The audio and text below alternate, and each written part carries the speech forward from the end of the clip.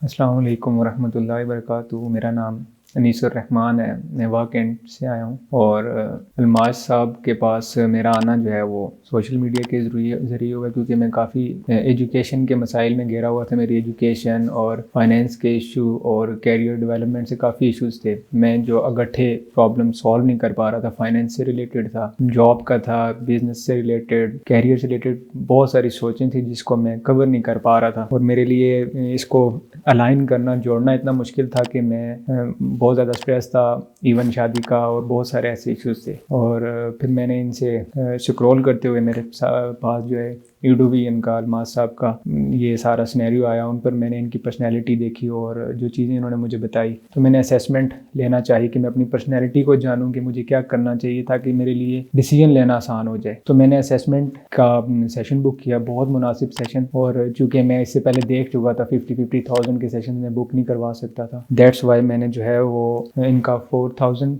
का सेशन था नॉर्मली, तो मैंने वो लिया और उसमें उन्होंने मुझे असेसमेंट करवाई पर्सनैलिटी को जजमेंट लेने के लिए। मैं जो क्वेश्चन से बहुत बारीकी से और बहुत डिटेल के साथ थे जो मैंने सॉल्व किए, और उसको सॉल्व करने के बाद जो मेरा उन्होंने रिजल्ट दिया वो यकीनन वही था जो मैं सोच रहा था कि शायद कि ऐसा ही होना चाहिए, क्योंकि एक मेरे नज़दीक भी आइडिया बना हुआ था। तो उसमें बहुत क्लैरिटी हुई मुझे, और फिर उन्होंने मुझे बाकायदा तरतीब बताई, और फिर उन्होंने नेक्स्ट मुझे 3 से 4 दिन का टाइम दिया। और जब रिज़ल्ट आने के बाद उन्होंने एक सेशन फिर मुझे फ्री ऑफ कॉस्ट अपने साथ जो है 1 आवर तक मेरे साथ डिस्कशन रखी, और मेरे बाकी के तमाम मसाइल जो मेरी फाइनेंस से रिलेटेड हैं, कैरियर से रिलेटेड हैं, इवन पर्सनल लाइफ से रिलेटेड हैं, वो भी सुने। उसका उन्होंने जायज़ा लिया और उस पर मुकम्मल मुझे रहनुमाई दी। और अब मैं इतना सेटिस्फाइड हूँ। मैं क्वेश्चंस भी लिख कर लाया था जबकि इतना अलाउ नहीं होता, लेकिन उन्होंने उस पर भी बड़ी सपोर्ट की मुझे और क्लैरिटी दी और क्लियर थी, और बहुत नाइस मैन है। बात करते और समझाने का जो अंदाज़ है वो मुझे बहुत पसंद आया। तो अब मैं काफ़ी सेटिस्फाइड था, तो मैंने कहा कि मैं